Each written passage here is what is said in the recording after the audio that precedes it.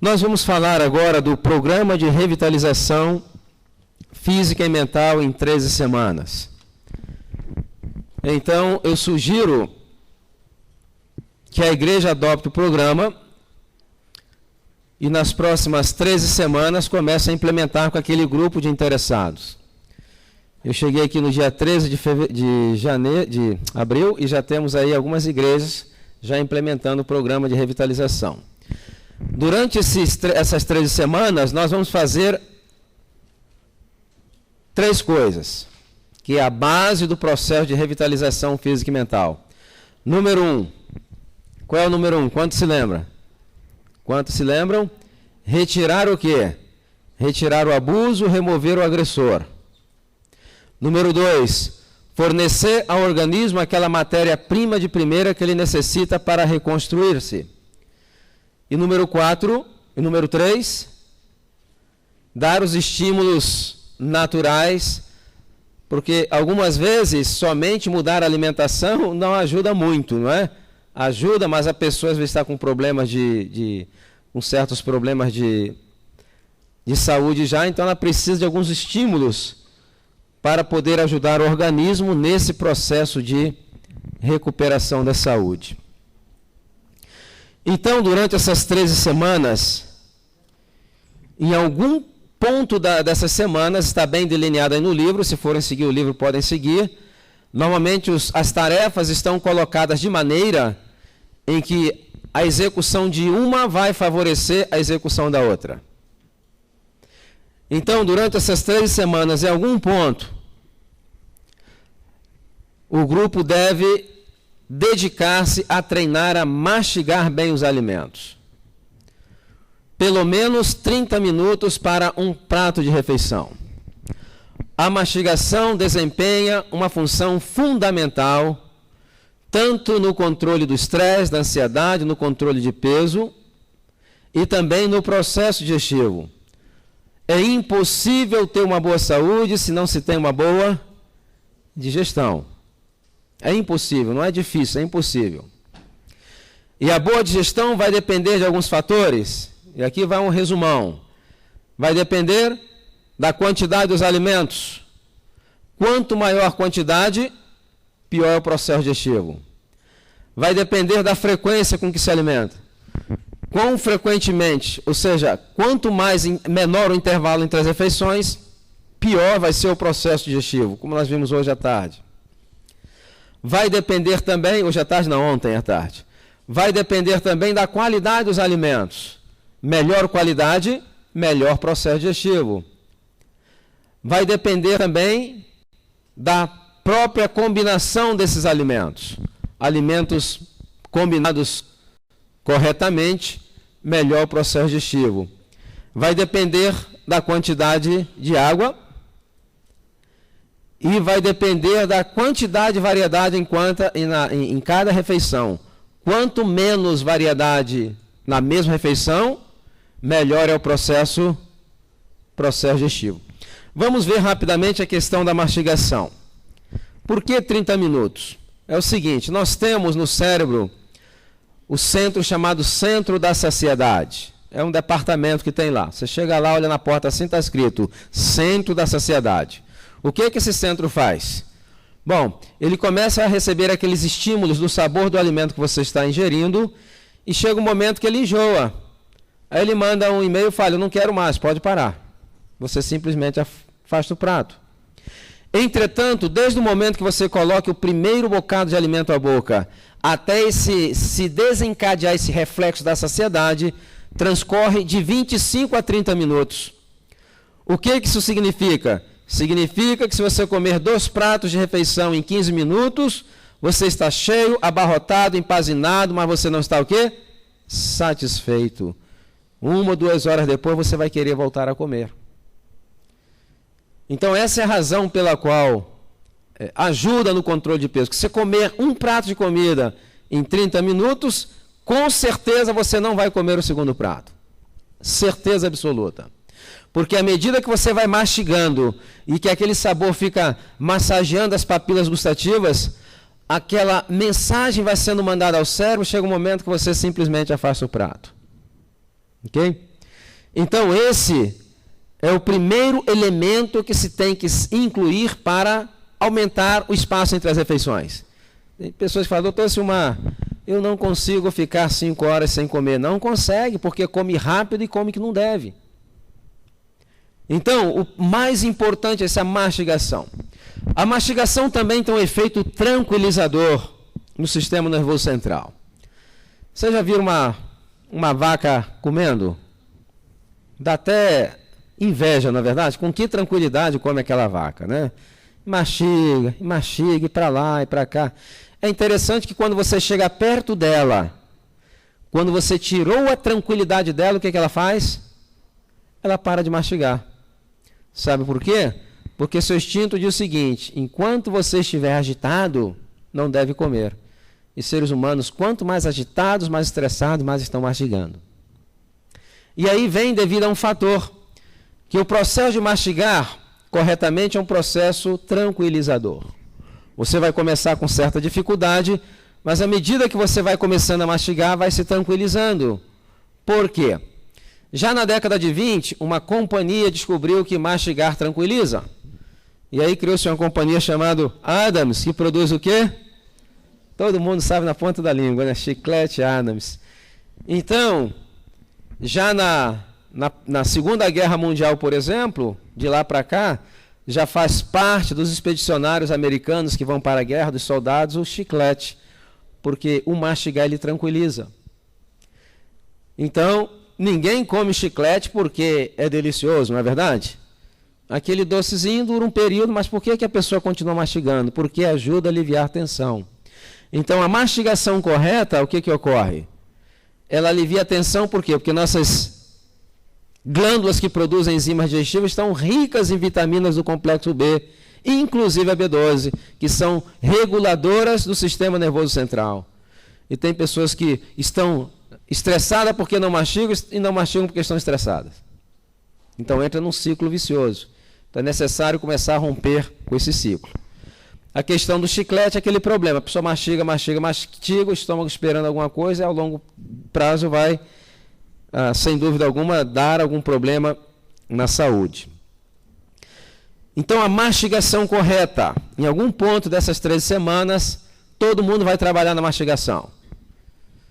Aqueles que ainda comem carne, não se preocupem com a carne. Eu falei, mãe, coma a carne, pelo menos mastigue bem a carne, né? Vai chegar um tempo durante as 3 semanas que você vai eliminar também os produtos de origem animal. Mas o que se quer é, de uma maneira sem colocar muito estresse em cima da pessoa, mais do que ela já tem, começar a incorporar vagarosamente hábitos a cada semana. E num período de 12 semanas você incorporou. E tem hábitos que você começa a executá-lo e você vê os resultados imediatamente após a execução. E o mastigar corretamente é um deles. Se você parar para mastigar bem os seus alimentos, você já vai notar que você não está empazinado, que aquele sono que aparece depois do almoço desaparece, você tem mais disposição, não sai da mesa com aquela sensação de torpor, de que está muito pesado, você vai sentir que não existe mais distensão abdominal ou produção de gases, flatulências, tudo isso começa a aparecer. É algo que você vê o resultado depois da execução. Não precisa esperar dias, não. Começa a ver melhor controle no refluxo gastroesofágico. Então, os resultados são vistos. Ao longo dessas 13 semanas, com certeza, muitos problemas de saúde eles vão ficando ao longo do caminho. Porque agora você está criando condições. Como você está criando condições? Está colocando o seu corpo em harmonia com as leis da saúde. Durante essas 13 semanas, em algum ponto, vocês vão aumentar o consumo de água. Nós vimos hoje pela manhã a importância da água nas refeições. Agora, qual é a quantidade de água nas refeições? Não, nas refeições não. Tomada diariamente fora das refeições.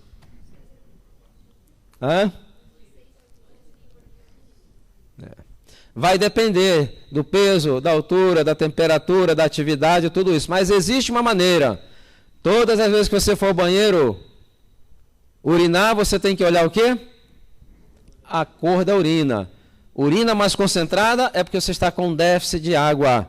Urina mais clara, cor de palha transparente, é porque você está ingerindo a quantidade suficiente. Então, 6 a 8 copos de água, uma média muito... Teria que ser num ambiente mais controlado, temperatura igual, atividade igual. Tem pessoas que perdem mais água que a outra. Tem pessoas, por exemplo, que têm glândulas sudoríparas muito ativas, né, que estão perdendo água até quando a temperatura está normal. Através de... perdem muita água, começam a suar nas extremidades. Então, no controle do estresse também, esses problemas de hiperidrose vão desaparecendo também. Porque você já não tem mais hormônios ali que está estimulando as glândulas sudoríparas. Essas pessoas que têm suor constantemente nas mãos, nas extremidades, começa a melhorar também. Então, água, pelo menos 30 minutos antes das refeições e depois quanto tempo? 2 horas depois das refeições. Ok? Agora, entre as refeições, o que você poderia tomar? Suco. Suco vai desencadear também processo digestivo. Não vai ser aquele desgaste mecânico, mas vai haver trabalho. Trabalho nervoso, glandular, endócrino. Então, somente água, porque a água ela é neutra, ela não desencadeia nenhum tipo de ação digestiva. Interessante notar que a senhora White ela diz que entre as refeições, ela usa a palavra partícula. Nenhuma partícula de alimento deveria ser introduzida no estômago. Por quê? Porque a digestão tem que ser feita para um prato de refeição ou para simplesmente um carocinho de amendoim, tudo tem que se desencadear. E quando ela usou a palavra partícula, se conhecia muito pouco da fisiologia da digestão. Na realidade, a fisiologia da digestão começou a ser estudada através de um acidente que aconteceu lá em Massachusetts, 1700 e alguma coisa, 780, eu não lembro bem a data, mas foi um acidente com arma de fogo. E a pessoa recebeu um tiro no estômago e abriu um buraco, e aí fizeram um curativo, coisa e tal, e o médico pegou aquela pessoa e levou para a casa dela e começou a cuidar. Só que aquilo não fechava. Então ela começou a ver que todas as vezes que ele comia, ele olhava assim pelo buraco, o estômago estava... Ele começou a perceber que alguma coisa estava estranha, né? Aí ele começou a fazer algumas experiências, porque furou também a parede do estômago. Então o que ele fazia? Ele pegava um pedaço de carne, amarrava tipo no anzol e colocava direto lá dentro. Esperava um momento que ele começava a mexer, quando ele puxava, soltava a linha, né? Falou, o que está acontecendo aqui dentro? Foi aí que se vê a importância da mastigação. Um negócio meio rudimentar, né? Inspeção direta, vendo o estômago do cara ali digerir aquilo, misturar tudo. Mas assim que se conseguiu entender o processo de digestão, porque antigamente todo mundo pensava que era um buraco só, que você jogava tudo lá dentro e saiu o produto final depois, não é? Não é. Aquilo ali é muito bem organizado. Então não se conhecia muito, é impressionante como ela se refere a uma partícula, a qualquer partícula. É notável isso. Durante essas 13 semanas, você vai melhorar a qualidade dos alimentos. E aí nós vamos falar, trocar os cereais refinados pelos cereais integrais. Não é verdade? Então notem, quando você começa a aumentar o consumo de água, quando você mastiga bem e começa a trocar a qualidade dos alimentos, a tarefa número 4, que é aumentar o intervalo entre as refeições, já fica muito mais fácil. Por quê? Porque aqueles 3 atos executados vai te dar uma sensação de saúde, de saciedade por um período maior. Mastigou bem, mudou a qualidade e tomou água. E a água ajuda a mitigar a fome. Mas como? A água tem calorias? Como que a água ajuda a mitigar a fome? Da seguinte maneira, existe fome, existe condicionamento, vontade de comer. A pessoa que está acostumada a comer de 3 em 3 horas, já por um período, quando chega aquele momento, começa a ver o preparo, né? Então a pessoa sente aquela sensação de fome, mas é vontade de comer, ele já condicionou o organismo está se preparando para aquilo. Se você, ao invés de comer alimento sólido, começar a tomar água, você começa a descondicionar aquele condicionamento que foi imposto. O corpo começa a perceber que só vem água.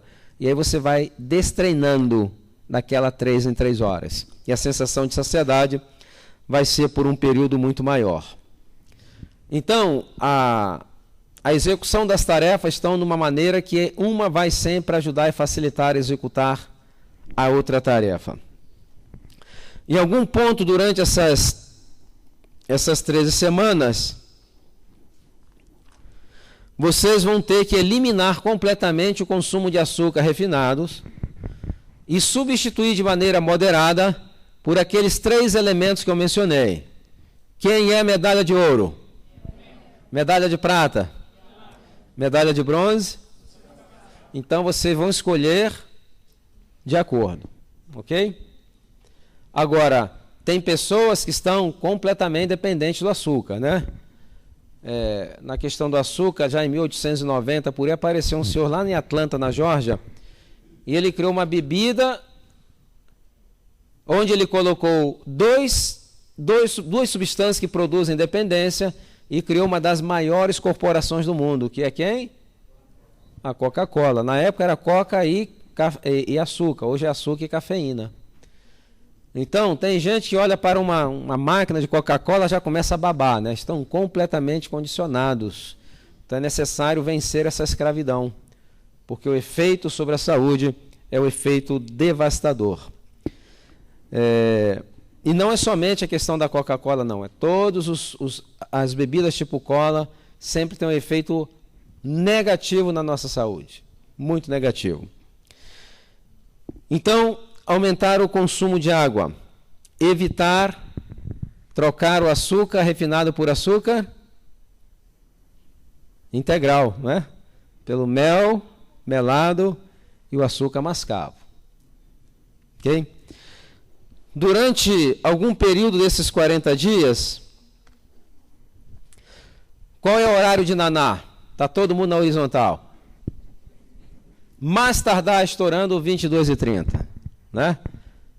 E tem pessoas que dizem que tem problema de insônia. Então, insônia tem que se criar algumas coisas, alguns hábitos novos. Por exemplo, quem está batalhando com problemas para dormir, deve evitar, por exemplo, ter televisão no quarto, não é?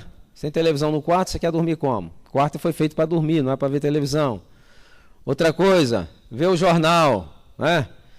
Jornal, porque matou, esfolou, arrancou os olhos, jogou no valão. A pessoa já passa o dia todo estressada e vai escutar mais essas notícias, então ela vai ficar muito mais agitada. Evitar tipos de filmes de suspense, na verdade. A gente não consegue dormir, mas gosta de ver filme de suspense. Aí vê filme porque não dorme porque vê o filme. Entra naquele ciclo que não consegue também, né? Então são hábitos que parecem que não são importantes, mas são importantíssimos na qualidade do sono. Porque tudo que entra pelos nossos olhos tem que ser processado. E às vezes é processado durante a noite. Por isso que às vezes um filme muito feio está relacionado com pesadelo. A gente fala, não sei como é que eu tive um pesadelo. Qual foi o filme que você viu? Né? E também tem as questões das novelas, que acabam criando mais tensões nas pessoas. O que vai acontecer com fulano? O que vai acontecer com Beltrano? Temos que nos preocupar tanto com a nossa vida, ainda sobra tempo, está se preocupando com fantasia. Né? Isso vai criando e gerando também mais tensão nas pessoas e nos indivíduos. Né? Isso aí é feito com um propósito. O propósito é justamente desviar a pessoa do interesse de ler a Bíblia, ler um Desejar em Todas as Nações, de meditar. Isso é feito com um propósito, não aparece por acaso não. Então, criar condições para dormir. Ok? Se a pessoa foi para a cama dormir e não consegue dormir, então não fique na cama, levanta, faça alguma coisa, pega um livro, senta, começa a ler, depois volta.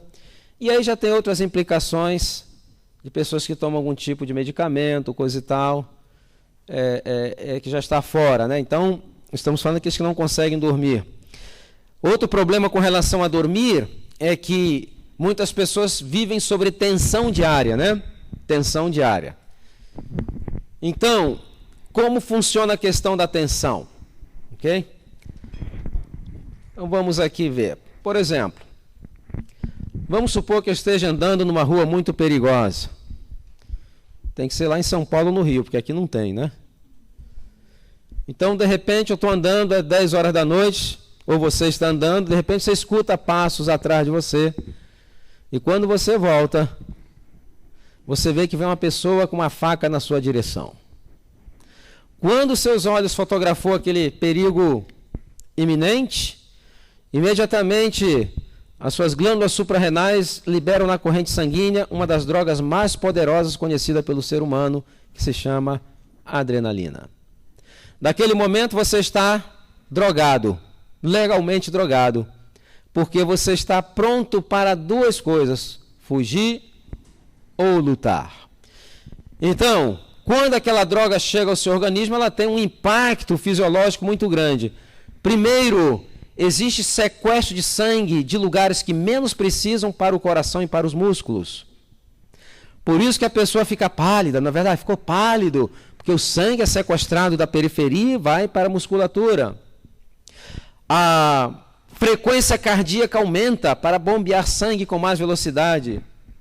O número de plaquetas se multiplicam assustadoramente, preparando você para uma possível o quê? Uma possível perda de sangue ou hemorragia, deter uma hemorragia. Você perde a capacidade de ver perifericamente, você adquire uma visão de túnel.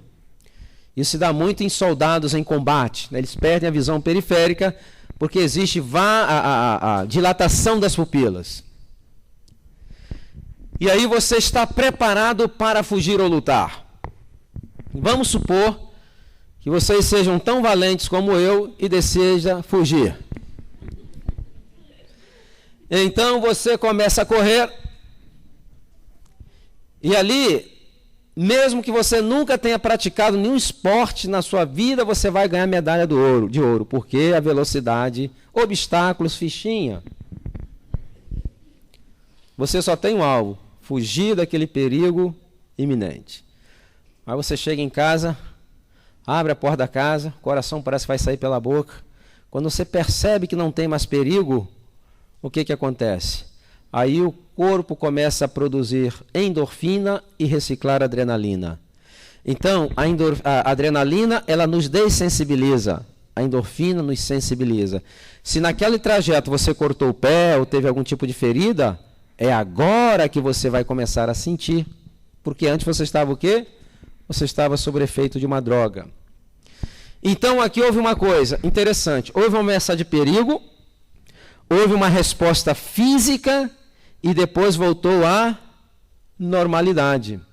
O que acontece hoje com a vida moderna é que existem situações de perigos, de coisas que não são tangíveis, não são palpáveis, né?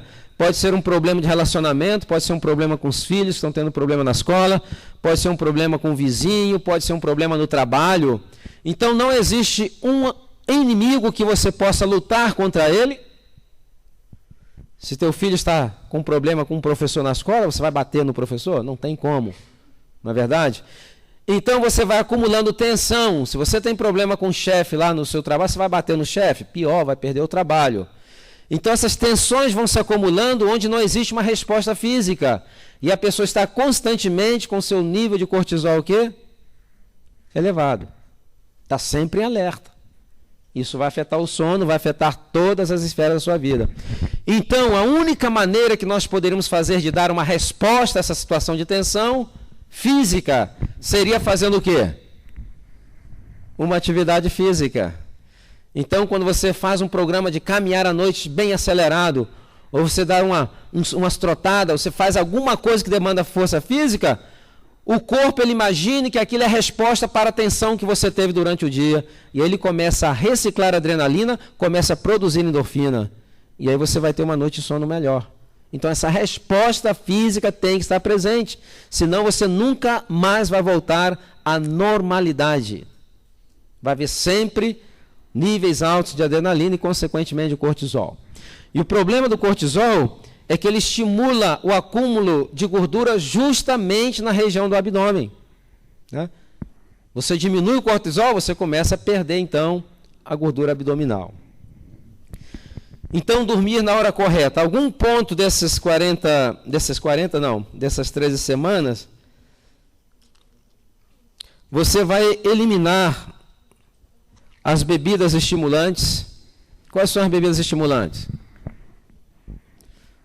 Café, chocolate, chimarrão, tererê, chás cafeinados, tudo isso. No café você tem a cafeína, no chocolate você tem a treobomina, no chimarrão e no tererê você tem um bônus, tem a treobomina e a cafeína junto, quer dizer, ele é muito mais estimulante ainda. E os chás cafeinados, tudo isso deve ser evitado, ok? Porque vai aumentar a frequência cardíaca, aumenta a pressão arterial, é um estimulante do sistema nervoso central. Então, algumas pessoas vão passar também por crise de abstinência. Tem gente que fala, doutor Silmar, a cafeína, o café é bom para a dor de cabeça, que eu tomo um cafezinho, a dor de cabeça vai embora. Não é bem assim, está olhando por outro lado. É que ela está dependente da cafeína, quando ela não dá a dose que o corpo está pedindo, o que ocorre? Ele começa a pedir, você satisfez aquela necessidade, então, aí você entra nesse ciclo de dependência. Dependência também. Em algum ponto desse período de 3 semanas, vocês vão eliminar os cereais refinados. Quais são os cereais refinados? Arroz branco, farinha de trigo refinada, farinha de milho refinada. Eu sempre falo, use o milho e evite a farinha do milho, não é verdade? Ou se usar, use com bastante moderação, porque a farinha do milho não vai ter condições de fornecer os mesmos nutrientes que o milho, em grão, ok? Então, esses aí deveriam ser reduzidos grandemente a sua quantidade na alimentação. Outra coisa é que os integrais eles são ricos em vitaminas do complexo B. Quando se refina, o que acontece? Vão para o lixo. Aí eles acrescentam algumas vitaminas. Só que eles eliminam 26 e acrescentam 8. Ainda diz que está enriquecendo. Enriquecida. É a mesma coisa que eu pedir R$100, te dá 20 e fala, estou te enriquecendo. Não tem lógica isso. Além disso, são vitaminas sintéticas. Tem pouca biodisponibilidade para o nosso organismo. Então, essa alimentação é uma alimentação que é muito pobre em vitaminas do complexo B. Por isso que existem tantos transtornos neuropsiquiátricos. Porque as vitaminas do complexo B são vitaminas que regulam o sistema nervoso central. Então, quando você substitui, você está tendo alimentos realmente de qualidade. A matéria-prima que o seu organismo necessita para restaurar-se. Em algum ponto dessas 13 semanas, vocês terão que eliminar os produtos de origem animal. Eliminar os produtos de origem animal. E cada um tem que fazer o esforço e vão notar uma diferença muito grande depois que passa aquele período de abstinência. Ok? Principalmente, qual o pior produto de origem animal? Qual é?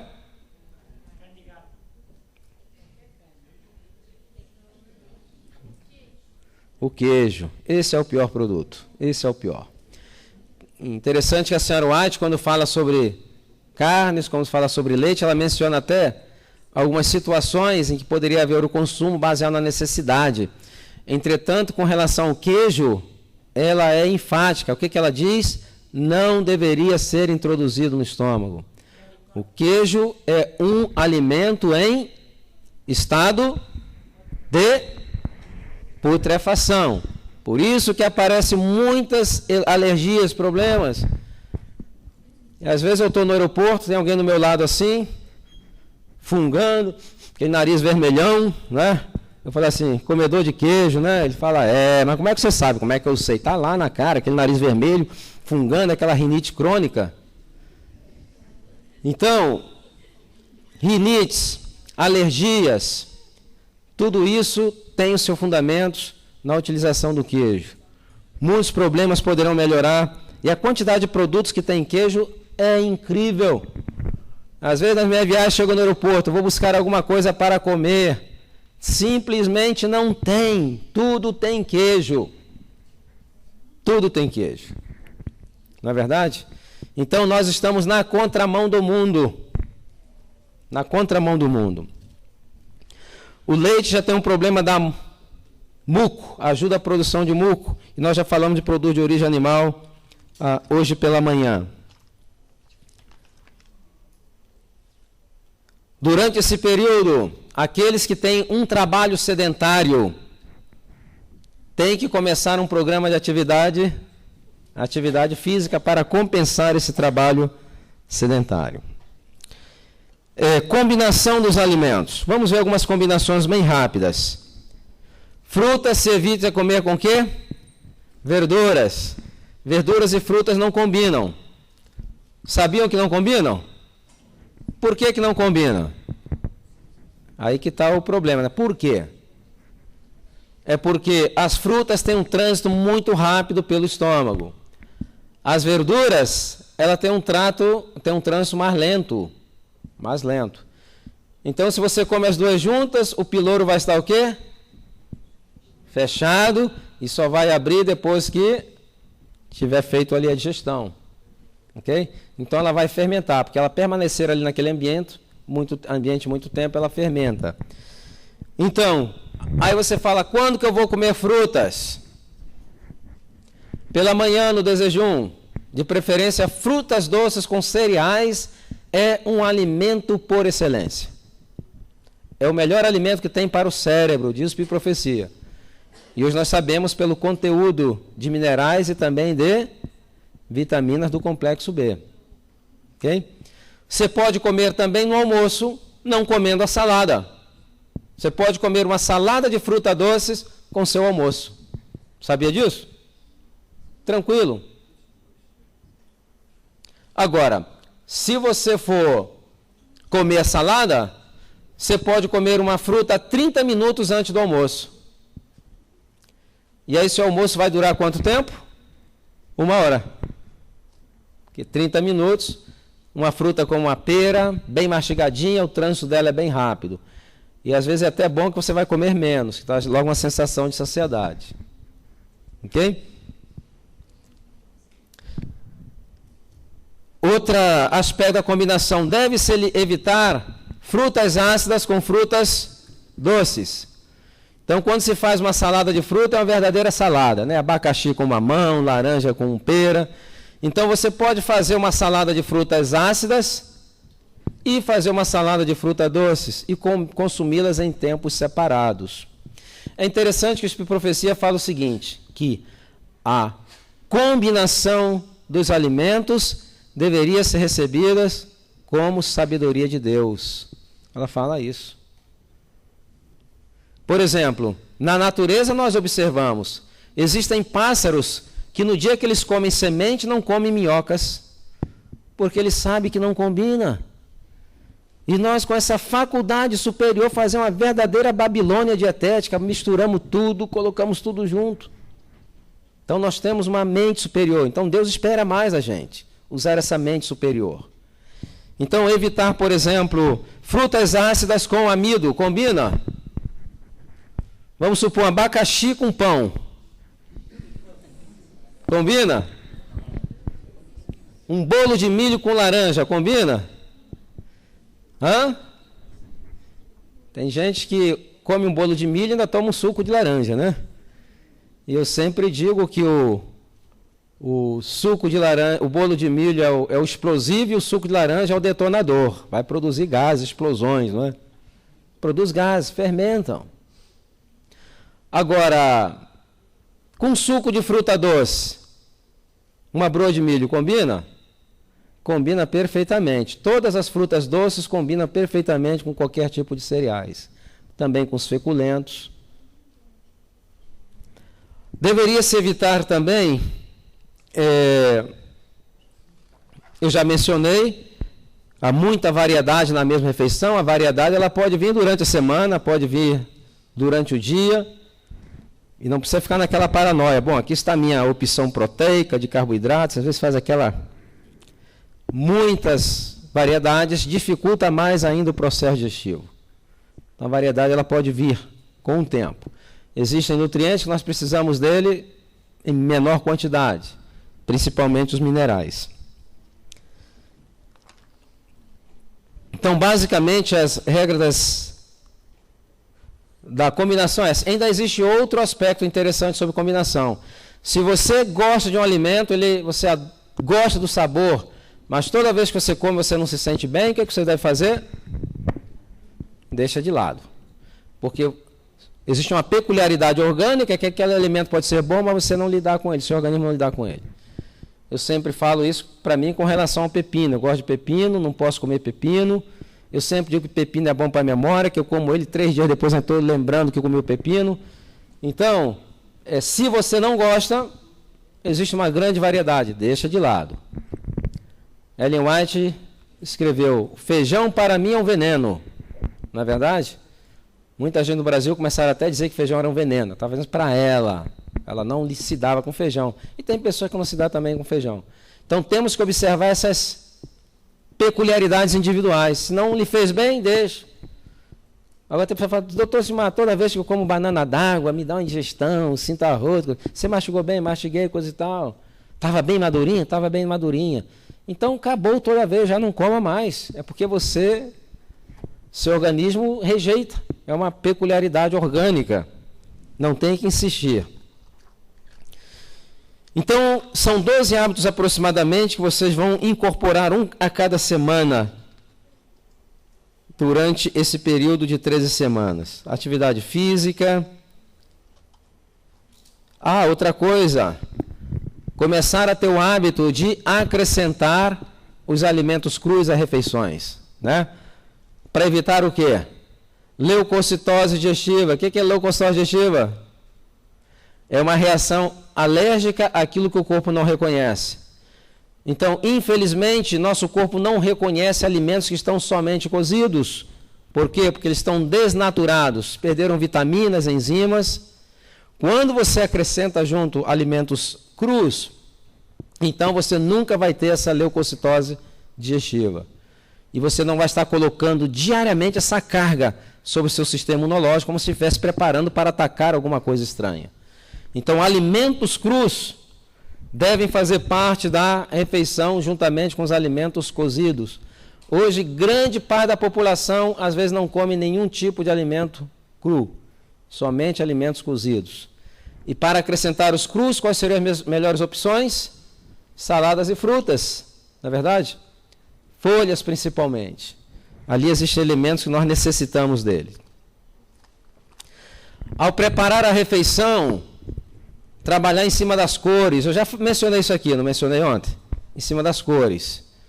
Então, cores é porque nós necessitamos delas também. Muito obrigado.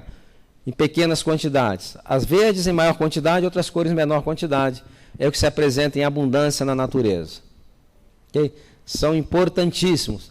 Por exemplo, a cenoura vermelha, é alaranjada. Por que ela é alaranjada? Porque ela tem ali o beta-caroteno, que é um antioxidante, ela está pedindo, né, para ser consumida. Não é para fazer a mesa mais bonita, a mesa fica mais bonita. Mas ajuda também a abrir o apetite. Muito bem, vamos agora na parte dos estímulos. Os estímulos naturais. Durante essas 13 semanas, vocês devem começar a fazer a aplicação dos chamados banho vital. Quantos de vocês conhecem o banho vital? O banho vital não é o banho de assento. Ele é diferente. O banho vital, você pega uma vasilha com água bem fria. Se tiver muito calor, às vezes a água não vem muito fria. Você pode colocar até gelo. Pela manhã, antes do desjejum, você vai com aquela vasilha com uma toalhinha, senta-se no vaso sanitário. Então você molha aquela toalha na água e depois espreme aquela água bem fria, bem em cima da região pélvica genital. Bem fria. Se o tempo está frio, tem que colocar meia nos pés, manter as extremidades aquecidas para não resfriar. Que efeito se quer sobre o banho vital? Normalmente, a circulação pélvica, principalmente das mulheres, é uma circulação muito complicada por vários fatores. Pelo próprio fator anatômico. Ali tem a bexiga, ovário, útero.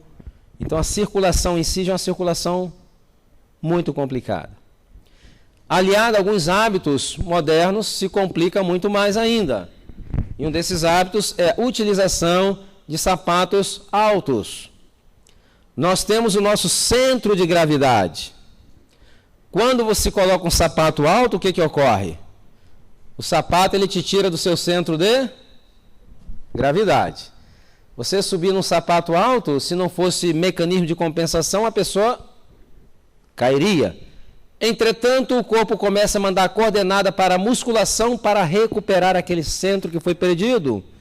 Então, normalmente, os ombros vão para trás. Existe um giro do píleo da pelvis um pouco para frente e para cima, que já vai dificultar mais a circulação.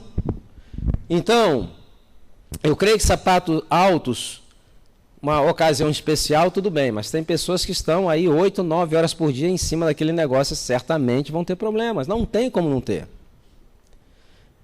Então, o banho vital vai ajudar a melhorar a circulação pélvica. Você acorda de manhã, aquela região está aquecida. Quando você joga uma água gelada ali, o que acontece? A pessoa até respira fundo, né? Então, o que ocorre? A área está aquecida, existe uma congestão de sangue, vasodilatação. Quando você jogou água fria, houve uma vasoconstrição. Então, aquele sangue começa a ser expulso dali e começa novamente a circular.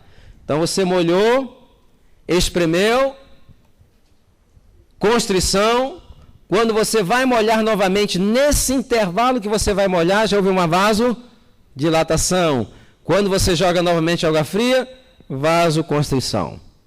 E aí você repete 5 a 6 vezes esse movimento, deve levar 5, 6 minutos para você fazer esse banho super complicado chamado banho vital. E ele desempenha uma parte muito importante na saúde. A pessoa começa a se sentir mais energizada, aquele sono da tarde desaparece, fica mais elétrica, mais disposta. Eu lembro que a minha esposa fez o banho vital até as vésperas de ter o nosso filho, que hoje está com 18 anos. E ela tinha tanta energia, mas tanta energia, que só olhar para ela eu me cansava. Né?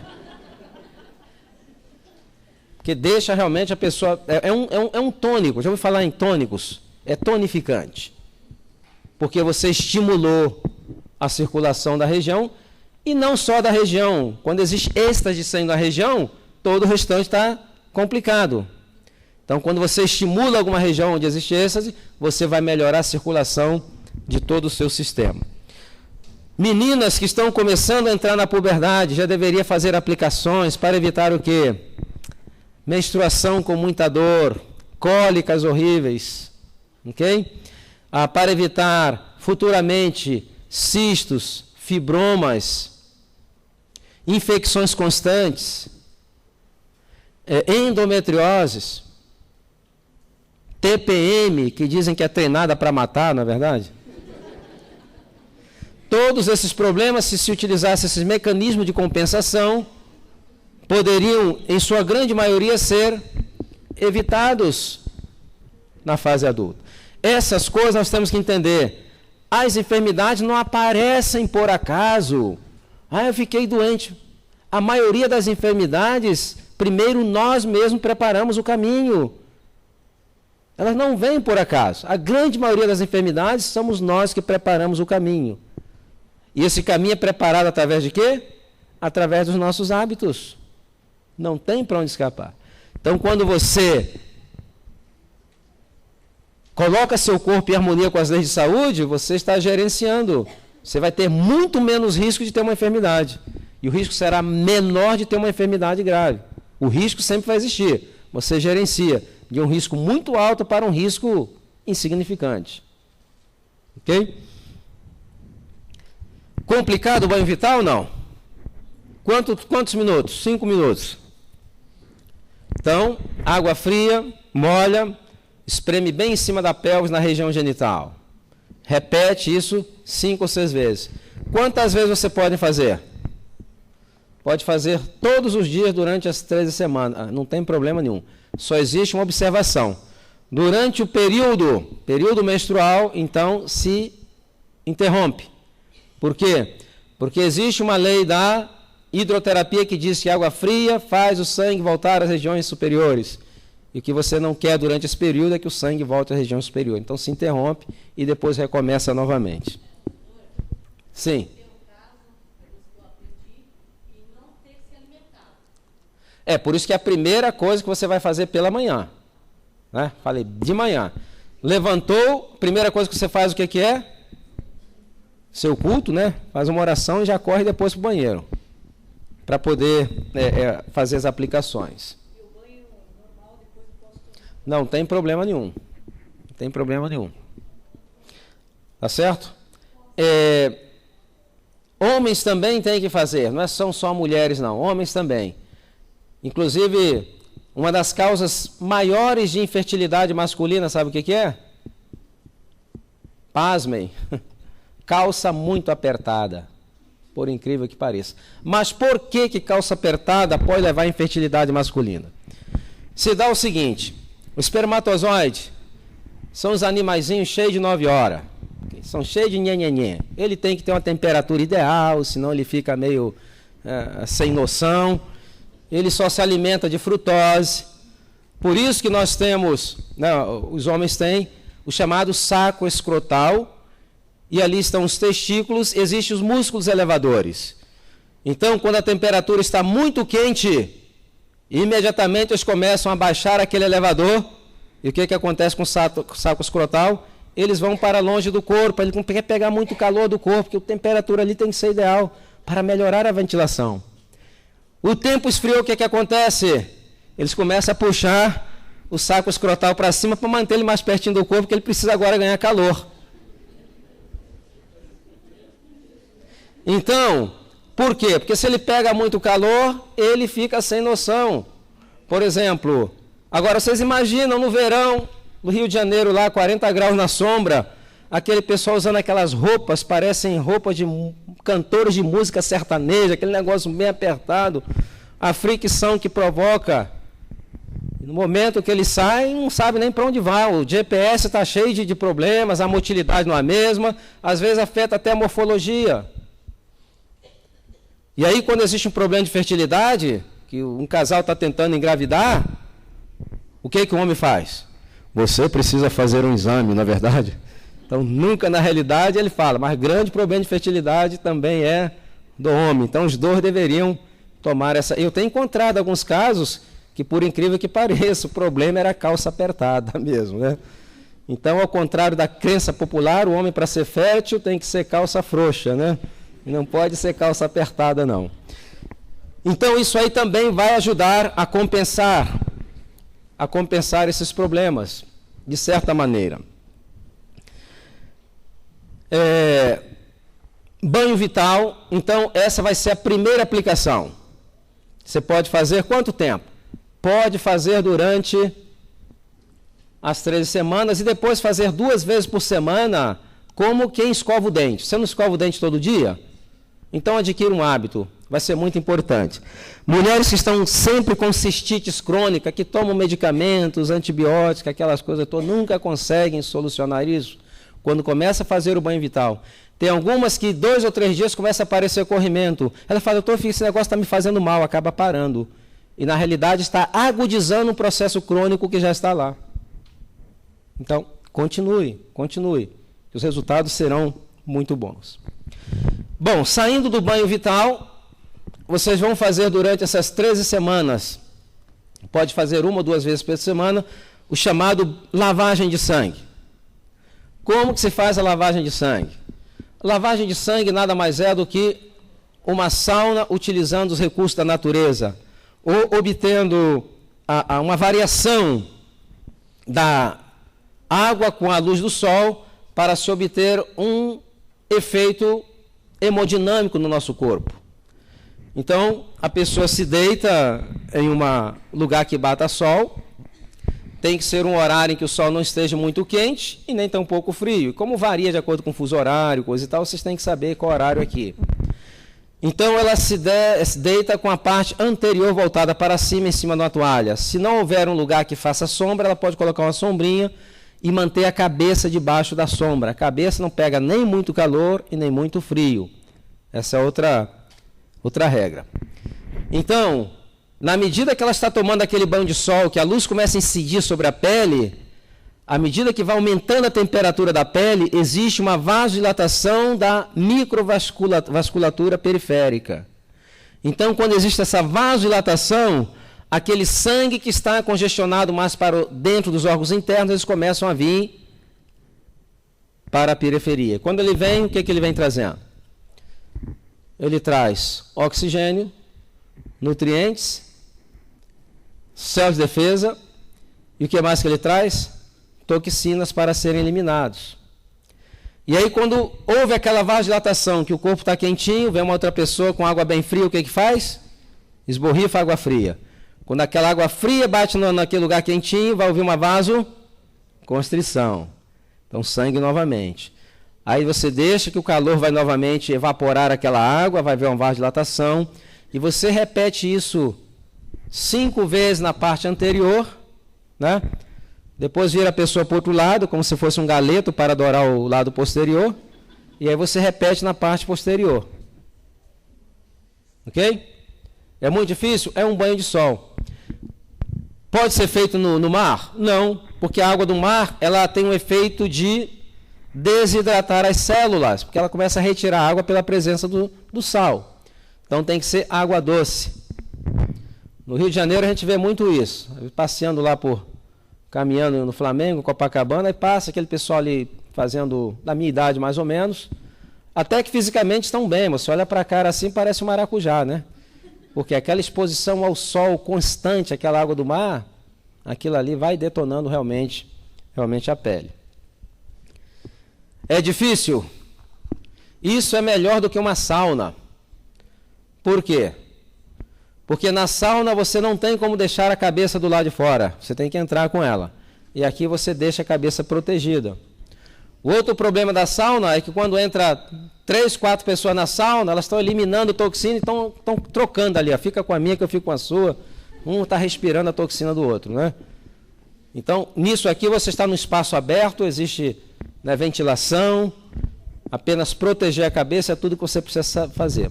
Quais são as contraindicações? Contraindicações seriam apenas para aquelas pessoas que padecem de algum problema de saúde onde a exposição ao sol está contraindicada. Alguns exemplos: vitiligo, lúpus, ou algum outro padecimento, rosácea, que o seu dermatologista diga, não, você não deve tomar sol.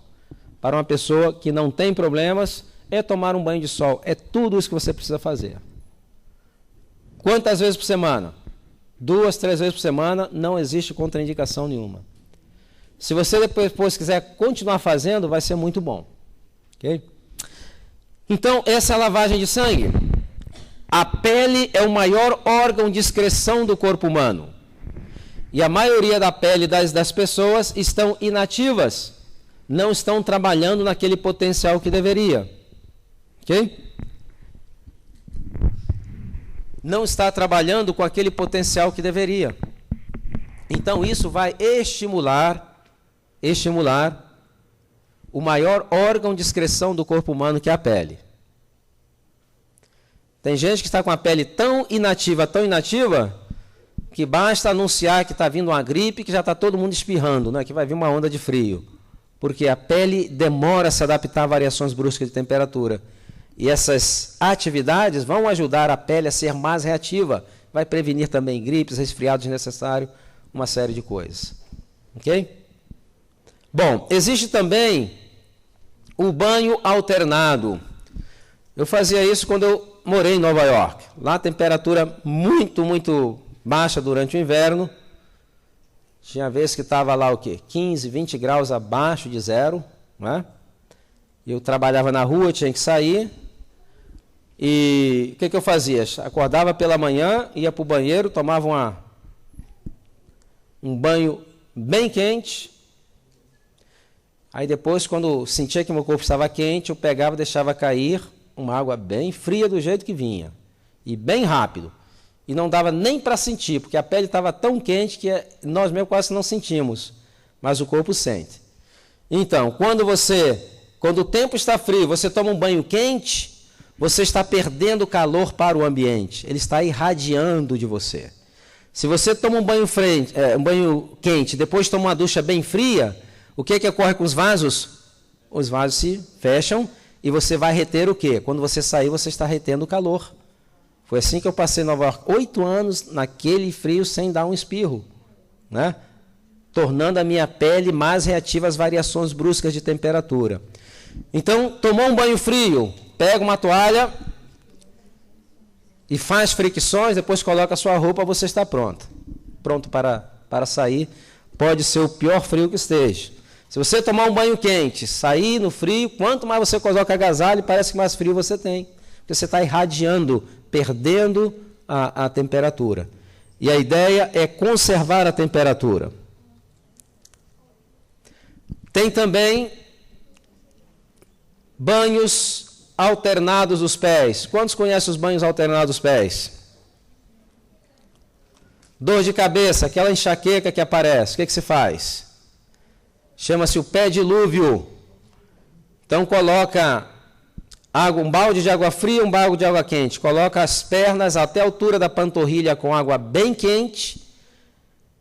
Deixa ali 2 minutos. Depois 1 minuto na água fria, 2 minutos na água quente, 1 minuto na água fria. E faz 3 ou 4 vezes. Aquela sensação de cansaço, aquelas dores de cabeça, que às vezes são problemas de congestão, né? O sangue começa a circular e existe um alívio muito grande. Okay? Chama-se o pé dilúvio. Também tem o banho dos braços. Aquelas pessoas que chegam em casa estão muito estressadas. Inclusive aqueles que vão comer em casa estão estressados, eu recomendaria fazer isso. É abrir a torneira, deixar a pia ou uma bacia de água bem fria e você deposita ali os seus braços daqui para baixo dentro daquela água fria e deixa ali por 3 minutos com aquela água bem fria. Aquilo também é tonificante, também é tranquilizante, por incrível que pareça. Ajuda a tranquilizar. Então tem várias coisas que se pode fazer durante esses 40 dias. Ok? Agora, vamos ver aqui algumas ações diretas a determinados órgãos-alvos. Por exemplo, uma pessoa que tem infecções urinárias constantes, pedra nos rins, então poderia fazer uma lavagem dos rins. Lembre-se que eu mencionei que os rins são os órgãos da juventude? Então, como se faz a lavagem dos rins? Você pode passar 3 dias somente com suco de melancia, tomando de 4 em 4 horas e água em abundância. 3 dias. Desfrutando. Contraindicação para diabéticos. Não deve fazer até ter sua diabetes controlada, se for o caso de diabetes tipo 2. Ok? É espetacular. Tem gente que reporta até... escuta pedrinhas que saem na urina batendo lá no vaso sanitário, né? Não sei se é mais psicológico, eu não estava lá para ver, mas é que os pacientes dizem, né? Oi? Não. Tem muitas. Eu tô dando aquelas que eu acho mais simples de executar e as mais efetivas, né? Técnicas de hidroterapia, você vai encontrar aí verdadeiras, né, enciclopédias falando sobre isso. Estou passando, não precisa fazer tudo, mas existem coisas que são básicas, todo mundo pode fazer. Para fazer o que eu estou pedindo, vocês vão precisar de quê? Sol. Tem muito sol em Jaraguá? Água. Tem muita água? Dá até para exportar, não é? Vocês vão precisar de terra também, barro, que é a geoterapia. Principalmente aquelas pessoas que padecem de distúrbios gastrointestinal e gastroesofágico. Como que se faz? Pega o barro, mistura com água, faz um cataplasma e aplica na linha do externo até 3 dedos abaixo da linha do umbigo. Coloca aquela placa aqui não precisa ser muito grossa, bem fininha, e deixa ali 2 horas. O que o barro vai fazer? Pessoas que têm normalmente esses problemas têm uma temperatura interna muito alta por processos inflamatórios. Então o barro, a água do barro começa a absorver aquele calor. Tanto é que às vezes você coloca numa pessoa e rapidamente aquilo seca. E quando seca você tem que molhar com uma esponjinha, porque aí perdeu o efeito. E ela vai secar novamente, vai secar, e aquilo ali vai estimular a circulação interna, não existe nenhuma coisa sobrenatural no barro. A ação é uma ação hidroterápica, onde o barro é um meio para ter água ali. Então, a água é um excelente o quê? ela pega calor com muita facilidade. Ela absorve calor. Tanto é que quando estavam projetando as usinas nucleares, isso vai gerar muito calor, como é que a gente vai resfriar? E foram para lá, foram para cá, para lá, para cá, não, isso aqui é muito caro, não, isso aqui não dá. Qual foi a mais eficiente? Água. E grande parte dos acidentes que há em usinas não é nem por problema da usina, é problema às vezes de bomba de água, que não bombeou água suficiente para poder resfriar os reatores. Então a água é um excelente condutor de calor, ela absorve. E se a gente utilizar isso com sabedoria, certamente vamos obter aqueles resultados que nós queremos. Ok? Muito bem. Essas são as aplicações. Nos DVDs você vai encontrar ali tudo isso com alguns detalhes. Eu gostaria de dedicar agora alguns minutos para falar de um assunto que eu creio vai ser de interesse de todos. Chama-se economia doméstica. Eu ouvi falar em economia doméstica? Então, normalmente quando se fala em mudança no estilo de vida, a pessoa diz: para mim comer natural, isso aí é muito caro, não é verdade? Não. É que a pessoa come 100 gramas de bife, ela quer comer 100 gramas de castanha de caju 2 vezes por dia. Não é assim. 2 ou 3 castanhas é mais do que suficiente. Quando você muda para uma alimentação mais natural, você vai comer mais em volume e comer menos em calorias, porque vai comer mais integrais. Ok? Então, existem algumas estratégias para se economizar. Por exemplo, primeiro, quando você vai fazer uma reforma na casa, primeira coisa, marido e mulher têm que estar de acordo. Senão a chance de que isso vai funcionar é muito pouca. Ok? E depois uma coisa que seria uma bênção acaba se transformando num ponto de contenda. Então, cada um somos individuais e não deve estar se batendo aí porque você faz ou não faz. Se não quiser fazer, que não faça, eu vou fazer. Nós somos individuais. Nesse aspecto de tomar decisões positivas. Mas quando se faz em família é muito melhor. Então, quando se faz em família, a primeira coisa o que é? Quando havia um reavivamento em Israel, o que eles faziam primeiro? Derrubavam os altares de quem? De Baal. Aí tem que churrasqueira para o ferro velho, fazer uma reforma nos armários, tirar aqueles biscoitos, chocolates. Não, está ali de vez em quando eu como. Não exige de vez em quando. Meu filho de vez em quando. Não exige. Se eu tiver filho em casa, se você estiver em casa, não vai querer. Não traga para dentro de casa, que se tiver, não tem como controlar. Então, faça uma reforma no seu armário. Okay? Segundo, estabeleça uma estratégia de compras. Todas as vezes que você for a um supermercado fazer compras, você tem que ter em mente que você está entrando em uma armadilha. Tudo que está ali é para induzi-la a consumir usar a maior quantidade de dinheiro comprando aquilo que você menos precisa. Essa é a estratégia de marketing.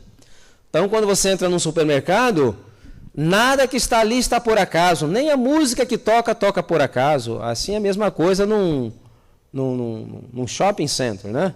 Aquelas músicas elas têm um poder. As pessoas que estudam comportamento humano, eles pegam esse conhecimento do comportamento humano e aplicam na mercadotecnia, tudo que está ali. Então você vai ver, por exemplo, no supermercado, a disposição dos produtos estão muito bem pensados. Por exemplo, você nunca entra no supermercado e vai encontrar tudo que você quer à beira do supermercado. Eles estão colocados, as coisas mais necessárias estão colocadas em lugares totalmente opostos. Por quê? Porque eles descobriram que quanto maior o tempo que a pessoa passa dentro do supermercado, mais ela vai gastar. Então a estratégia é fazer você passear, não é facilitar. Por exemplo, as coisas que você mais precisa, por exemplo, alguns produtos de limpeza, provavelmente, se não tiver espaço, você vai ter que agachar para apanhá-lo. Mas as coisas que você não precisa está colocado à altura do alcance da mão e às vezes à altura do seu campo de visão. Ali você vai ver os doces, os chocolates, aquilo tudo. É só encostar o carrinho e fazer assim, né? Eles querem facilitar. Tudo isso é pensado, não é por acaso. Então, utilize uma estratégia. Primeira estratégia, faça uma lista do que você vai comprar. Quantas e quantas vezes minha esposa falou, vou sair aqui no mercado para comprar umas coisinhas, e aquelas coisinhas acabavam virando 2 carrinhos de compra. Então, faça um inventário, faça uma lista. E outra coisa, quando você estacionou o seu carro, ou chegou no supermercado, ou de bicicleta, ou de carro que seja, você coloca aquela lista na frente dos seus olhos assim, entra no mercado, não olhe nem para a direita nem para a esquerda, faça como diz a Bíblia, e saia dali o mais rápido que você possa, porque você está numa armadilha. Então, pega o que você necessita, coloque no carrinho e saia dali. Outra coisa, evite levar quem? Eu vou falar baixinho para eles não escutarem. As crianças. Por quê? Você levar crianças para o supermercado é a mesma coisa que você está entrando dentro do supermercado de mão dadas com promotores de venda do supermercado. Porque eu quero isso, e qual pai não quer dar uma coisa para o filho? Deixa com a babá, no final das contas vai ficar mais barato do que você levá-las. Agora, se você quiser levá-los para uma questão educativa, na verdade, chega lá, escuta, olha, isso aqui são frutas, são vegetais, aqui é o pão integral, coisa e tal. Começar a falar das virtudes daqueles alimentos é muito positivo, porque às vezes subestimamos a inteligência das crianças, mas elas são muito capazes e inteligentes. Eu tenho encontrado crianças incríveis nas palestras com interesse tremendo. Estou falando de criança com 9 anos, não. Criança de 5 anos de idade, que às vezes senta no banquinho assim e fica ali. Depois vem fazer pergunta, por incrível que pareça. Então, quando você fala para elas, elas são capazes de entender. Elas vão aprendendo.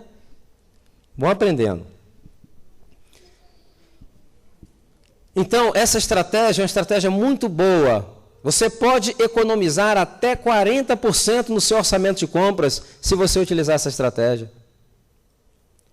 Se você gasta, vamos supor, R$500 por mês de compras, qual seria a economia? R$200. Por ano seria quanto? 2.400. Em 2 anos, quanto? Já dava para programar umas férias muito boas no Nordeste, não dava? E dar uma boa oferta também de gratidão à igreja, não é? Então, são estratégias que têm que ser utilizadas. Normalmente, quando eu ensino o programa de revitalização física e mental, algumas pessoas começam a dar os feedbacks, né? E interessante que uma pessoa me chamou, estava lá nos Estados Unidos, doutor Silmário, eu fiz o programa de revitalização, eu melhorei muito dos meus problemas de saúde, estou bem, só que ocorreu um problema. Eu falei, problema? Mas qual? Ele disse, não, é que eu fiquei com insônia. Eu falei, é mesmo? Eu nunca ouvi falar nesse efeito colateral do meu programa, insônia. Ele falou, eu acordo aí 3:10 da manhã e já não consigo mais dormir. Eu falei, interessante, mas escuta, você se sente muito cansado durante o dia? Não. Você está cochilando à tarde? Não, estou bem. Falei, meu amigo, então é que você, no teu corpo quer jogo, ele não quer mais ficar na cama. Você já descansou, chegou na profundidade de sono. Eu até brinquei e falei que eu faço o seguinte, arruma um trabalho para entregar jornal de madrugada, de guarda noturno, faça alguma coisa com esse horário, com esse tempo que você tem.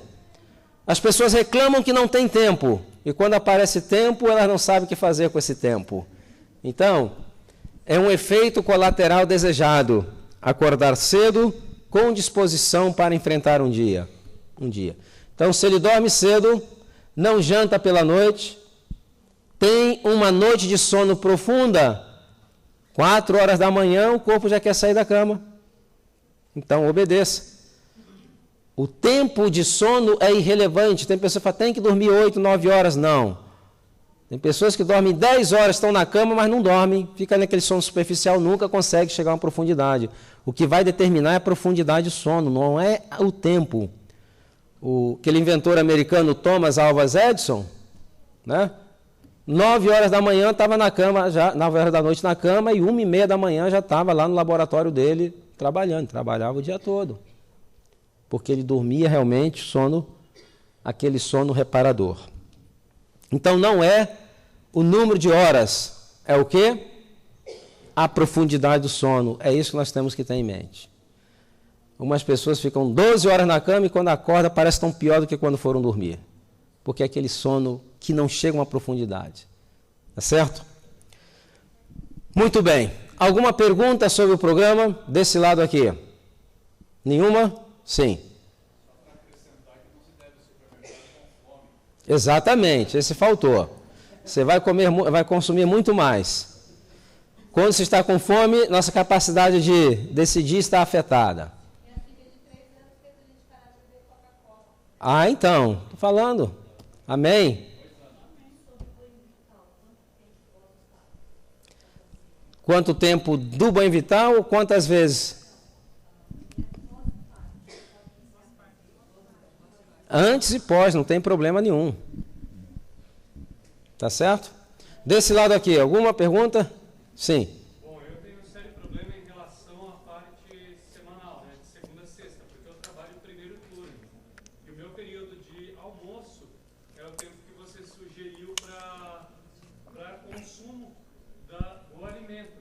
E normalmente eu só tenho entre 20 minutos, porque ultimamente as filas são enormes. Como eu poderia adaptar não somente a questão da alimentação, mas as outras dicas para os meus dias? Primeiro período como?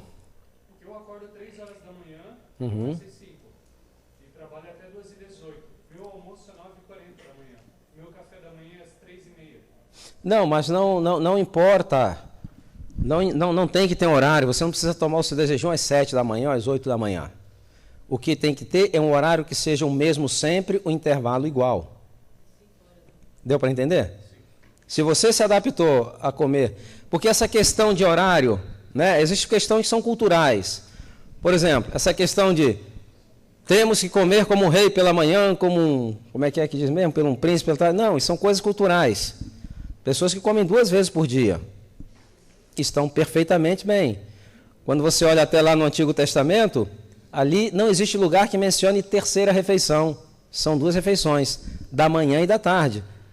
Da manhã, 10, 11 horas da manhã, e da tarde, ali eles usam a palavra twilight, quer dizer já no pôr do sol, no escurecer. Entendeu? Então, não importa a hora. Se você está acostumado a comer 10 horas da manhã, todo dia, não tem problemas. Aí às 3 ou 4 da tarde. Agora, tem pessoas que comem hoje 7h30, amanhã 8h30, depois às 9, depois não come. Isso aí é pior. Então você tem que condicionar o seu organismo ao horário que você tem. Respondeu a metade ou enrolou? É que o problema daí vem no final de semana, né? Que são 2 dias que daí eu não acordo de madrugada e tenho uma rotina, pode-se dizer que normal. Eu tenho uma solução, faça um jejum no fim de semana. Vai ter muito mais saúde ainda. Não, isso é uma coisa que você tem que gerenciar. Eu não tenho como, né, gerenciar isso para você. Eu passei as informações, agora você tem que aprender aí como manejar essa questão de fim de semana. Tá certo? Fica muito difícil. Mais alguma pergunta? A questão do jejum, uma vez por semana, a cada 15 dias, é recomendável? Bom, o jejum normalmente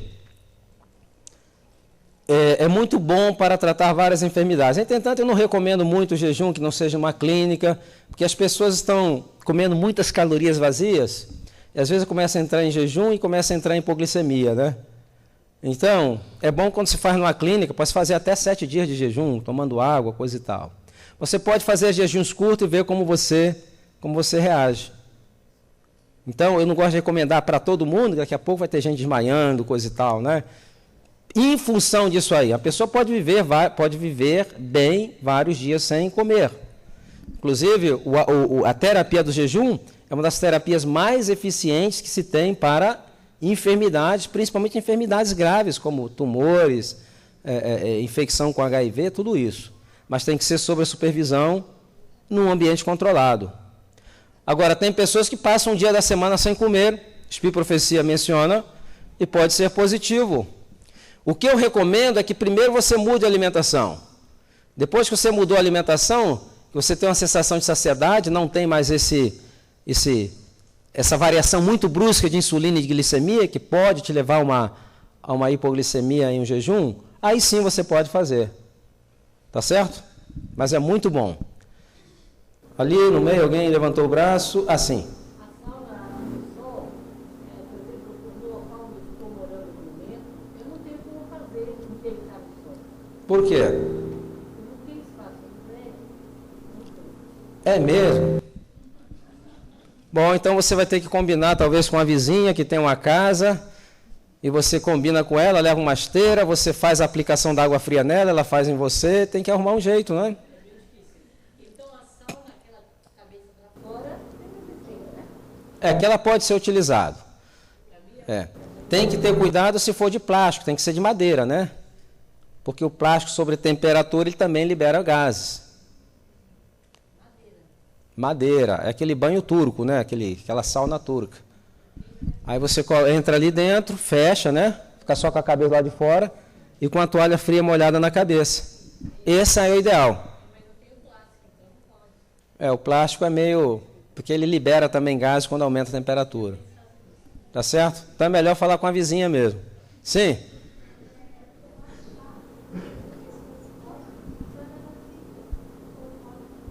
Chás? Banana frita com o quê? Não, mas para que fritar? Temos que evitar frituras, não é verdade? Oi? Ah, ok, fazer o doce de banana. Não faça isso durante os 13 semanas, não, deixa para fazer depois. Evita a maior quantidade de doce, mesmo que sejam naturais durante esse período. Frituras, tudo isso se evita. Durante esse período, o material que você vai fornecer ao seu corpo é de primeira qualidade, que é o que ele necessita para poder recuperar-se. Depois, cada um vai tomar a direção que queira tomar, né?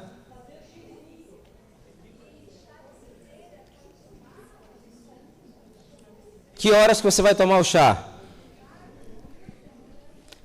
Que horas que você vai tomar o chá? Se não houver nenhum tipo de estimulante no chá, você pode tomar. Um chá de camomila, erva doce, alguma coisa assim. Mas existem chás que têm cafeína, então tem que ser evitados. Tá certo?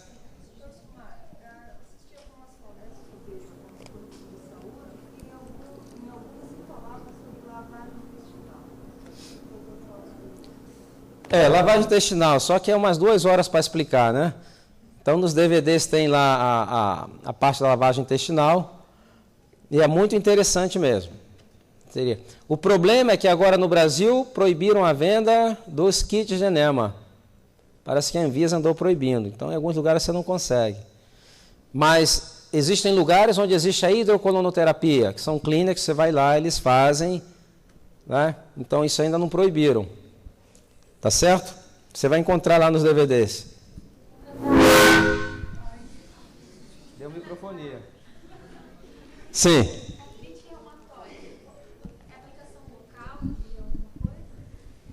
É o quê? Aplicação local. É aplicação local. Normalmente essas enfermidades autoimunes é quando o seu sistema imunológico começa a fazer anticorpos contra a própria estrutura do organismo, né? Grande parte dessas enfermidades começam onde? Começa no trato digestório, por incrível que pareça. Lembra que eu mencionei intestino, onde é absorvido? Aquele intestino ele tem que ser bem seletivo. Estresse, uma alimentação inadequada, ele vai perdendo a sua seletividade. E ali só deve passar moléculas de determinado tamanho. Quando ele perde a sua seletividade, começa a passar moléculas de tamanho diferente. E algumas pessoas vão dar alergias, outras pessoas, quando entra uma molécula, vamos supor que por azar do indivíduo, aquela molécula se pareça com a cartilagem das articulações, o corpo desencadeia aquela resposta imune, então ataca aquela molécula, mas pelo um fenômeno chamado mímica imunológica, começa a atacar também as articulações porque se parece.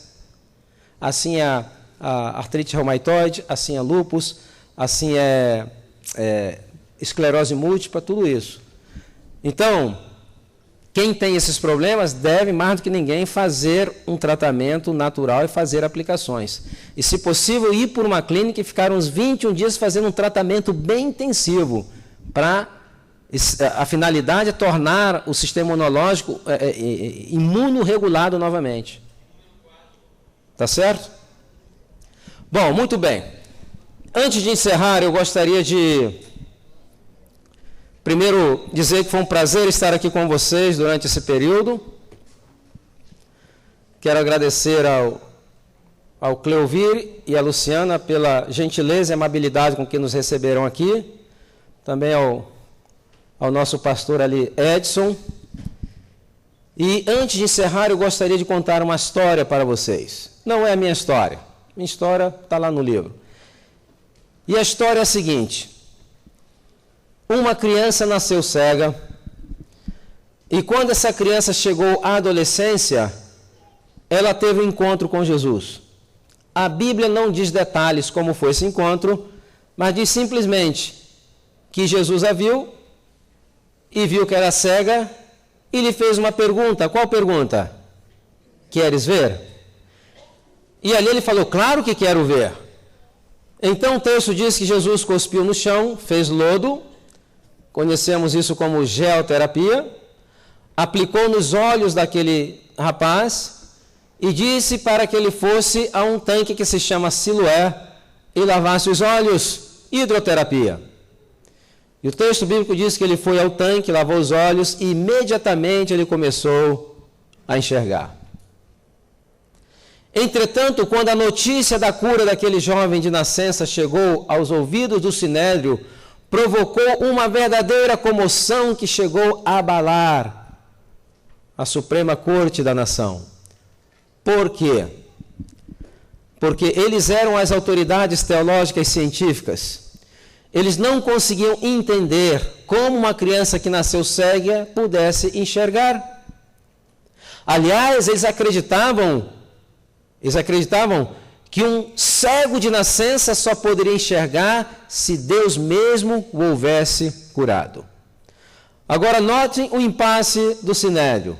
Chegou ao Sinédrio a notícia de que um jovem que nasceu cego havia sido curado. E ao mesmo tempo chegou o nome daquele que havia feito aquele milagre, que era Jesus. Admitir que aquele jovem nasceu cego, que havia sido curado, para ele seria o mesmo que admitir o quê? Que Jesus era Deus. Então se formou uma comitiva para investigar aquele fenômeno e perguntar aos vizinhos, você o conhecia? Sim, o conhecia, nasceu cego? Sim, nasceu cego, mas como que ele está enxergando? Os vizinhos dizem, não temos a menor ideia. E aí foram procurar os pais do rapaz, e quando chegaram perto dos pais do rapaz, perguntaram, aquele jovem é teu filho que foi curado? Sim, é meu filho. Ele nasceu cego? Sim, nasceu cego, mas como que está enxergando? E diz o texto bíblico que os pais ficaram com medo de ser expulsos da sinagoga, deram a seguinte resposta, por que você não conversa com o próprio rapaz? Ele já tem idade e pode falar por si mesmo. E foram agora buscar o rapaz. Finalmente o encontraram. E aí fizeram a pergunta, você é fulano? Sim, sou fulano. Você nasceu cego? Sim, nasci cego. Mas como que você está enxergando? E esse jovem, ele deu uma das respostas mais belas que eu já vi nas Escrituras Sagradas. Ele diz o seguinte, uma coisa eu sei, eu nasci cego, agora eu vejo.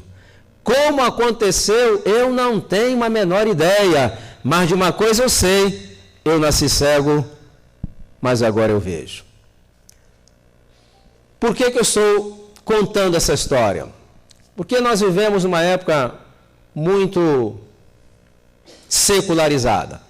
O secularismo também está na igreja, e existem pessoas na igreja que estão começando a questionar o espírito de profecia e confiar cegamente na ciência. Estão no caminho equivocado. E outra razão pela qual estou dizendo isso é que provavelmente você vai fazer, alguém que tem aqui um problema, por exemplo, de diabetes, vai fazer o programa de 3 semanas, daqui a pouco a sua glicemia começa a estar controlada, e trabalhando diretamente com o médico que está consultando, pode chegar um momento de haver redução, eliminação até dos medicamentos, e muitas pessoas vão perguntar a você, escuta, mas você não era diabético? Diabetes não tem cura. Me explique como que isso aconteceu. Me explique do ponto de vista científico. Você não precisa dar uma grande resposta. Você só pode dizer o seguinte: uma coisa eu sei, eu era diabético, mas hoje a minha glicemia está normal. Pode ser que exista alguém que esteja lutando com a hipertensão, tomando medicamentos, não consegue controlar, e comece a fazer o programa, e ao colocar o seu corpo em harmonia com as leis de saúde, seguindo as orientações divinas e trabalhando diretamente com o médico, pode chegar um momento que não existe nem necessidade de medicamento. É possível. E muitas pessoas vão perguntar: mas você era hipertenso, hipertensão não tem cura? Me explique como isso aconteceu, porque eu não consigo entender. Você não precisa dar uma grande resposta. Você pode dizer simplesmente o seguinte: de uma coisa eu sei, eu era hipertenso e agora minha pressão está normal.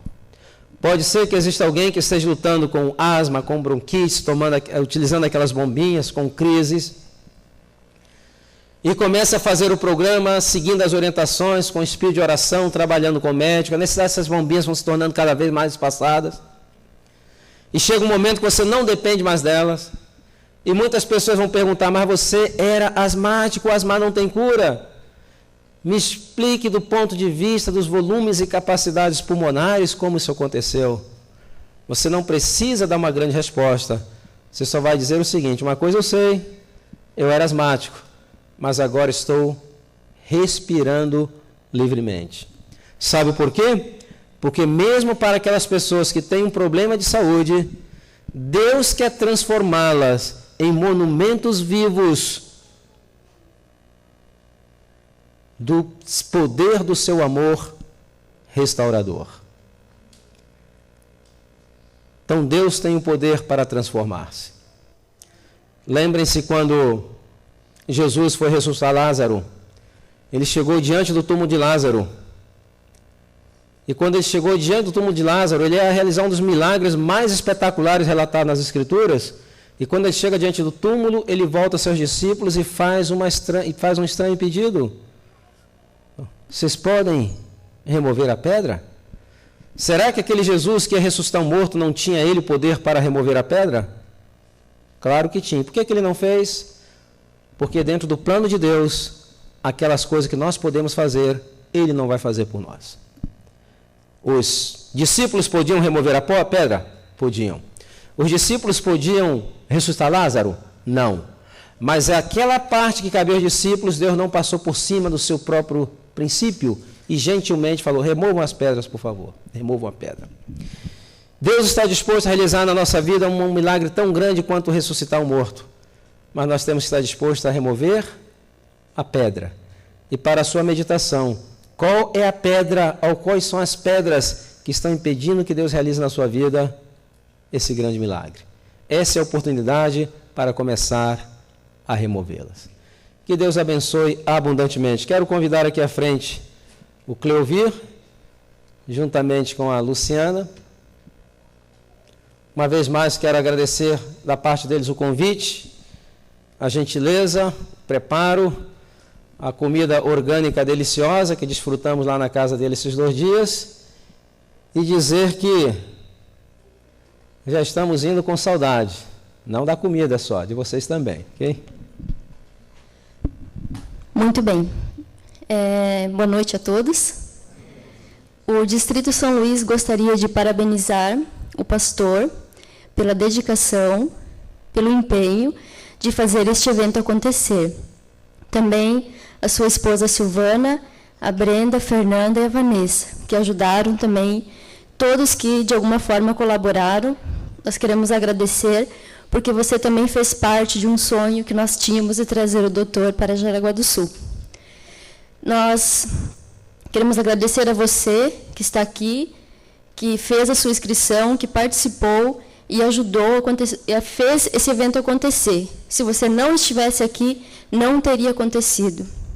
Parabéns pelo privilégio de estar aqui, por escolher aprender mais da sua saúde.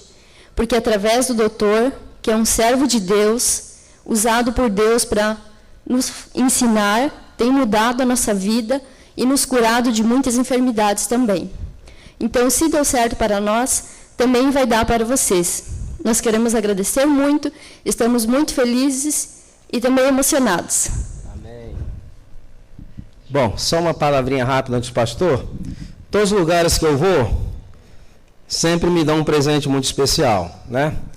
E uma das filhas do pastor, que é uma artista, ela fez um autorretrato meu, e eu gostaria de compartilhar com vocês. De vez em quando eu encontro alguma pessoa que começa a desenhar. Lá em Richmond, tinha uma menina também que me desenhou, e eu quero apresentar a vocês o autorretrato. Aqui está. O detalhe do óculos, a barbichinha, está igualzinho, na verdade. Até o cabelinho mais ralinho aqui. Daí dá para ver? Quem foi você, né? Uma saudação já está para ela. Muito obrigado. Vou levar como recordação. Muito bem, então eu quero citar aqui, convidar o pastor Dieter a vir à frente rapidinho, também apoiou aí, correndo para que as inscrições fossem realizadas, né? Organizando aí o projeto, né? A esposa Deise também, né? E, por que não, né? Quem cuidou do som aqui, né? Vamos dar uma salva de palmas aqui para o Edson, né? Sempre 1 hora antes e uma meia hora depois, né? Está na atividade, né? E estávamos pensando, né? O que nós poderíamos dar aqui para marcar esse momento, né? E avião, né? Alfândega, viagens e tudo mais, né? Né? Talvez, como diria um tesoureiro, né? Teríamos que materializar, né? Mas podemos também sentimentalizar, né? Então, nós queremos convidar aqui, o pastor Dieter já está aqui, mas gostaria de convidar 5 pessoas que pudessem vir à frente e dar um abraço aqui, né? O carinho nosso do auditório, né? Você gostaria de vir à frente e dar um abraço aqui no Dr. Silmar? Pastor Dieter, Camila, irmã, 5 pessoas, né? Se vier todos, nós ficamos muito tempo, né? Já temos 4, mais um, está vindo ali, né? O carinho aqui da igreja de Jaraguá, os 2 distritos, aí transportando o coração, não vai se preocupar com os volumes, né? Com as malas, daqui a pouco tem que voltar para os Estados Unidos. Isso, né? Fica um abraço do pastor aqui também, né? Obrigado aí pelo apoio, né? Tá. Ok, né? Nós vamos orar, concluir então todo esse evento desse final de semana e... Ok. Ali está o site. Aqueles que quiserem fazer alguma pergunta, entre no site. Quando você entrar no site, está lá contato. Abre um formulário, faça a pergunta, que eu sempre dedico algum tempo para responder algumas perguntas. Certamente não vai ser imediatamente, mas normalmente não passa de 48 horas, se a coisa não for muito complicada, ok? Amém, né? Só lembrando, né? A gente investiu também no projeto aí, né? E quem sabe agora a gente pode, cada igreja ali com o seu grupo, né? Colocar em prática, né? Tudo que a gente aprendeu aqui. E daqui a pouco ouvir os testemunhos, né? Aí na igreja, nas quartas-feiras, né? Vai ser uma bênção para todos nós, né? Vamos ficar de pé? Vamos orar.